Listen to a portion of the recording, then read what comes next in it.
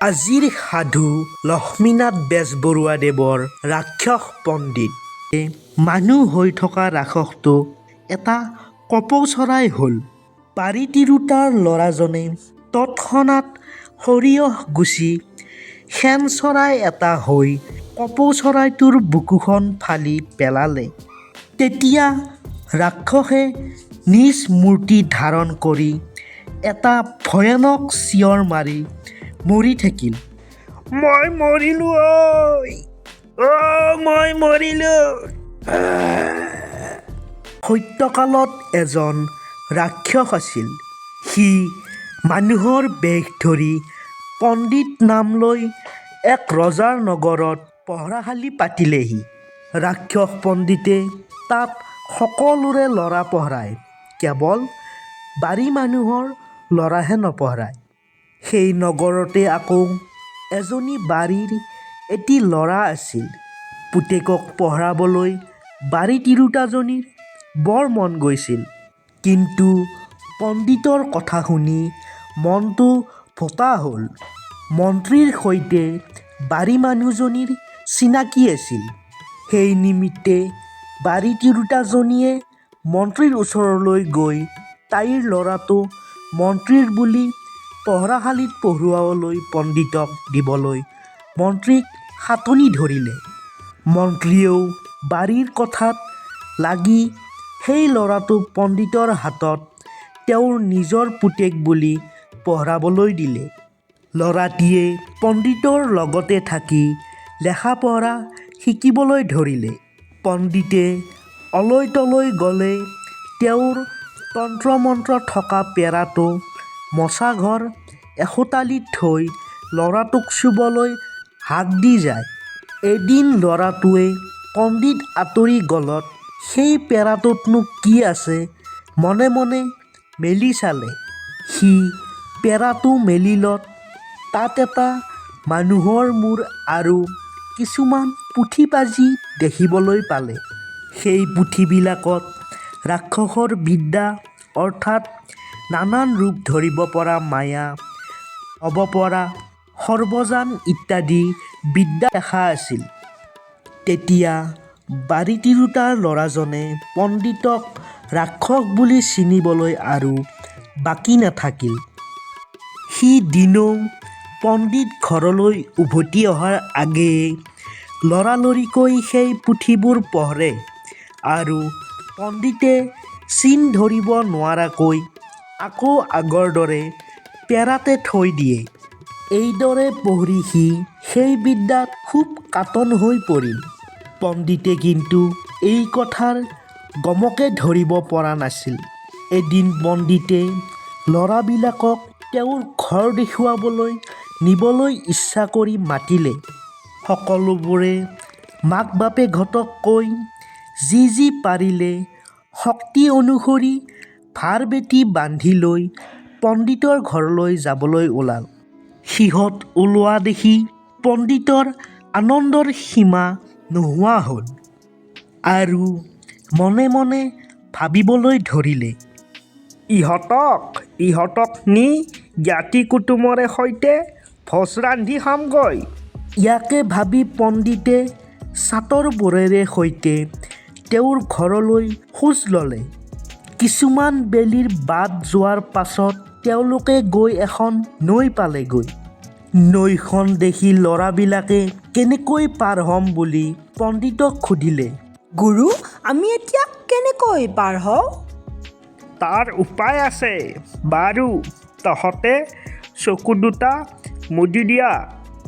এটাই মোৰ গাত ধৰ আৰু আন এটাই তাৰ গাত ধৰ।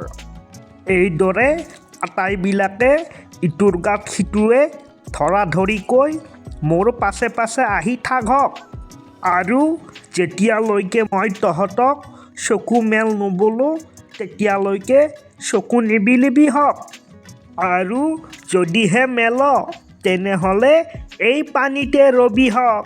পণ্ডিত আগবাঢ়িল। পণ্ডিতৰ গাত বাৰী তিৰোতাৰ ল'ৰাজনে ধৰিলে। তাৰ গাত আন এটা ল'ৰাই ধৰিলে। সেইটোৰ গাত আন এটা ল'ৰাই ধৰিলে আৰু বাকীবিলাকেও সেইদৰে এটাৰ গাত আনটোৱে ধৰি লানি লাগি পৰিল। সকলোৱে চকু মুদিলে, কিন্তু বাৰী তিৰোতা ল'ৰাজনে চকু নুমুদিলে। সি পণ্ডিতেনো কি কৰে তাকে চাই থাকিল। পণ্ডিতে দুটা চুঙা উলিয়ালে। চুঙা উলিয়াই প্ৰথমটো চুঙাৰে খোহা মাৰি নদীখন শুহি পেলাই সিপাৰ হ'লগৈ, আৰু দ্বিতীয়টো চুঙাৰে ফু মাৰি আকৌ আগৰ দৰে নৈখন কৰি পেলালে। তাৰ পিছত সিহঁতক চকু মেলিবলৈ কৈ আকৌ আগৰ দৰে পণ্ডিত যাবলৈ ধৰিলে। কিছু দূৰ বাট যোৱাৰ পিছত সিহঁতে আকৌ এখন নৈ পালে। এইখন নৈও আগৰ দৰে পণ্ডিতে সিহঁতক পাৰ কৰালে, কিন্তু এইবাৰ পণ্ডিতে চুঙা দুটা বালিতে পুতি থৈ তাৰ পিছতহে সিহঁতক চকু মেলিবলৈ কৈছিল। কিন্তু এইবাৰো বাৰী তিৰোতাৰ ল'ৰাজনে আগৰ দৰে চাই আছিল। ঘৰ পাবলৈ অলপমান বাট থাকোঁতেই পণ্ডিতে সিহঁতক ক'লে, বোপাহঁত, তহঁতে ইয়াতে অলপ ৰ, মই ঘৰৰ পৰা আহোঁগৈ, তেহে তহঁতক নিব পাৰিম। মোৰ বৰ দৰকাৰী কাম এটাত বেগাই আগবাঢ়ি যাওঁ। উভতি আহি তিলকত তহঁতক লৈ যামহি। সিহঁতে সিহঁতৰ গুৰুৰ কথা খুব শুনিছিল। হ'ব গুৰু, আপোনাৰ কথামতেই হ'ব, আমি ইয়াতে ৰৈ আছোঁ। সিহঁতে পণ্ডিতৰ আজ্ঞামতে তাতে ৰ'ল। পণ্ডিত আহি জাতিক ভোজ দিবৰ নিমিত্তে ঠিক ঠাক কৰিবলৈ ধৰিলে। ল'ৰাবিলাকে পণ্ডিত আহিব বুলি বাট চাই থাকিল, কিন্তু ভালেখিনি বেলি হ'ল, পণ্ডিত নাই। বাৰী তিৰোতাৰ ল'ৰাজনে ক'লে, ভাইহঁত, মই পণ্ডিতৰ ঘৰৰ পৰা লৰি আহোঁগৈ, তহঁতে ইয়াতে থাক, তেওঁনো কি কৰিছে মই বেগেতে গৈ চাই আহোঁচোন। এই বুলি কৈ সি একেলৰে পণ্ডিতৰ ঘৰ ওলালগৈ। সেই সময়ত পণ্ডিত ঘৰত নাছিল। দিহিঙে দিপাঙে থকা ৰাক্ষসবোৰ মাতিবলৈ আৰু পাত পচা গোটাবলৈ ৰাক্ষস ওলাই গৈছিল। ৰাক্ষসৰ ঘৰৰ বেৰত আঁৰি থোৱা মানুহৰ মূৰ দুটাই বাৰীৰ পুতেকক দেখি ক'লে, হেৰৌ, তই কলৈ আহিছ? তোক ৰাক্ষসে খাব। এতিয়াই এই গাঁৱৰ পৰা পলা, বেগেতে পলা। সি মূৰ দুটাৰ এই কথা শুনি তাৰ পৰা তুৰন্তে পলাই একেকোবে লগৰীয়াহঁতৰ লগ পালেহি। লগ পাই সিহঁতক সকলো কথা ভাঙি ক'লে। সিহঁতে এই কথা শুনি ভয়ত থৰথৰ কৰি কঁপিবলৈ ধৰিলে। বাৰীৰ ল'ৰাজনৰ কোনো ভয় নাই। সি ক'লে, তোমালোকে ভয় নকৰিবা, মই আছোঁ, ব'লা আমি আমাৰ ঘৰলৈ উভতি যাওঁ ব'ল। এই বুলি কৈ ঘৰৰ ফালে খোজ ল'লে। এনেতে সিফালৰ পৰা ৰাক্ষসটো লৰি আহি ল'ৰাবোৰক থোৱা ঠাইত নাপাই অহা বাটেদি লৰিবলৈ ধৰিলে। বাৰীৰ ল'ৰাই ৰাক্ষসে যেনেকৈ সিহঁতক চকু মুদাই লৈছিল, সেইদৰে লৈ বালিত ৰাক্ষসে পুতি থোৱা চুঙা দুটা উলিয়াই লৈ প্ৰথমটোৰে ফু মাৰি পানী শুহি আৰু আনটো ফু মাৰি পানী উলিয়াই থৈ দুইখন নৈ পাৰ হৈ গ'ল। ৰাক্ষসে খেদি আহি বাৰীৰ ল'ৰাজনক দূৰৰ পৰা দেখি চিঞৰি চিঞৰি ক'লে, বাৰু, ভাল বুকু চাই কামোৰ মাৰিলি তই, যা যা, ময়ো গৈছোঁ পাছে পাছে। এই কথা কৈ ৰাক্ষস উভতি গ'ল। ইহঁতসকল আহি গাঁও পাই ঘৰাঘৰি গুচি গ'ল। বাৰী তিৰোতাজনৰ ল'ৰাজনে মাকৰ ওচৰত সকলো কথা ভাঙি ক'লেহি, আৰু সি ধন আৰ্জিবৰ মনেৰে মাকক ক'লে, আই, মই এটা পহু হৈ থাকিম, তই মোক বজাৰত বেচিবলৈ নিবি, আৰু কোনোবাই কিনিবলৈ আহিলে তাক মোৰ পঘাডাল নিদি মোক বেচি দিবি হওক, মই তোৰ পাছতে ওলামহি। মাকে তাৰ কথা শুনি হ'ব বাৰু বুলি শলাগি থাকিল। পুতেক এটা পহু হ'ল। পাছদিনা মাকে তাক হাতত বেচিবলৈ লৈ গ'ল। পাছে সেই ৰাক্ষসজনে ভেকচন ধৰি আহি বহুতো বাৰী তিৰোতাজনে যিমান দাম কৈছিল সিমান দাম দি লৈ গুচি গ'ল। বাৰীয়ে ঘৰ পালে। বাৰীৰ পিছে পিছে পুতেকো আহি ওলালহি। সি পিছদিনা আকৌ এটা পাৰ হৈ থাকিল। মাকে তাক বেচিবলৈ তুম এটাত ভৰাই লৈ গ'ল। সেই ৰাক্ষসে বাৰীৰ ল'ৰাক খাবলৈ বুলি আন এটা মানুহ হৈ আহি পাৰটো কিনিলে। এইবাৰো মাকে তুমটো নিদি নিজৰ লগতে ৰাখিলে। পাৰ বেচি মাক ঘৰ পালেহি। সিও পিছে পিছে ঘৰ ওলালহি। ৰাক্ষসৰ মনত মহা খং উঠিল। সি এইবাৰ ভাবিলে, এইবাৰ কিনিব পাৰিলে তাক যিহতে আনে বা যিহেৰে ধৰি বেচিবলৈ আনে সেই বস্তুটো নিদিওঁ। সি এই বুলি ঠিক কৰিলে। এইবাৰ বাৰীৰ পুতেক ঘোঁৰা এটা হৈ থাকিল। মাকে তাক ধৰি লৈ সেই নগৰৰ বজাৰত বেচিবলৈ লৈ গ'ল। ৰাক্ষসেও সিফালৰ পৰা আহি ঘোঁৰাৰ গৰাকীনিয়ে যিমান দাম ক'লে সিমান দামকে দি ঘোঁৰাই লেকামে লৈ গুচি গ'ল। বাৰীয়ে কত ক'লে লেকামডাল তাইক সি উভতাই দিবলৈ, কিন্তু সি নিদি ঘৰলৈ লৈ গুচি গ'ল। ৰাক্ষসে সেই নগৰৰ নদী এখনৰ কাষতে কোনো এটা ঘাটত ঘোঁৰাটো খাবলৈ মনতে ঠিক কৰিলে।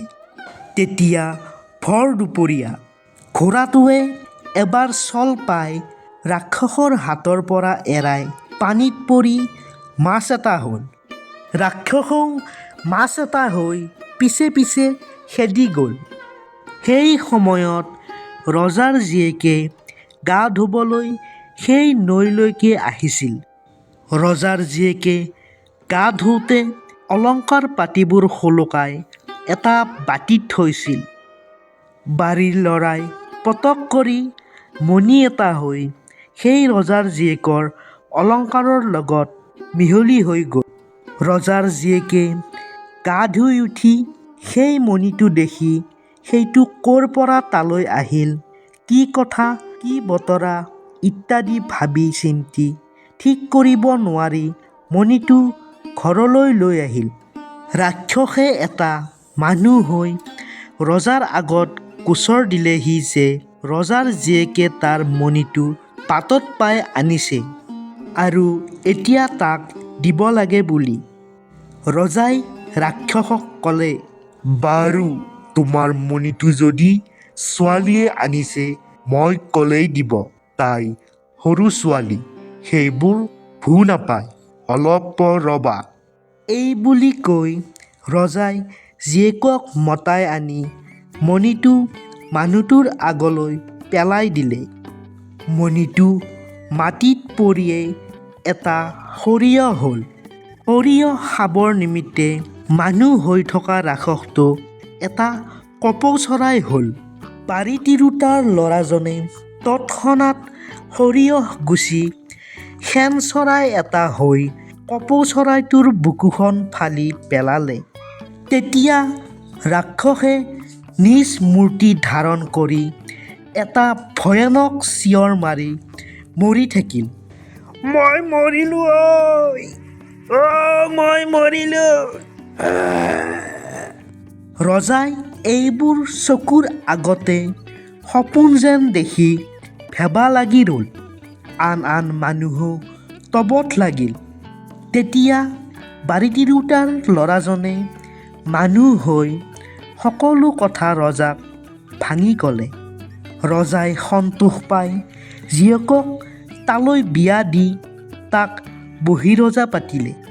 বাৰীৰ ল'ৰাই মাককো তাৰ লগলৈ তুলি নি খাই বৈ সুখেৰে থাকিল। বন্ধু বান্ধৱীসকল, যদিহে ভিডিঅ'টো চাই ভাল লাগিছে এটা লাইক কৰি সুন্দৰ কমেণ্ট এটা কৰি দিবা আৰু এনেকুৱা ধৰণৰ কাহানী চাবলৈ আমাৰ আছামিজ কাহানী ইউটিউব চেনেলটো ছাবস্ক্ৰাইব কৰি ল'বা।